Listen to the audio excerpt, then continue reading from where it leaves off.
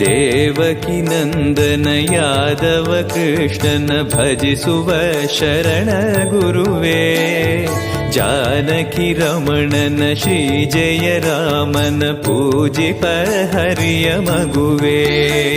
ಮಾಧವನ ಮಧುಸೂದನನ ಆರಾಧಿಪ ನಿಮ್ಮ ನಯನ. ಕೇಶವನ ಹರಿಗೋವಿಂದನ ದಾಸನಾಗಿ ಜನನ.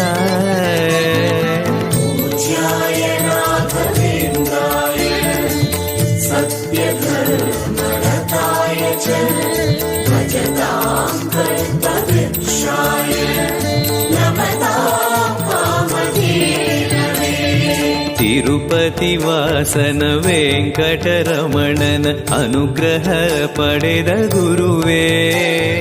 ದ್ವೈತ ಸಿದ್ಧ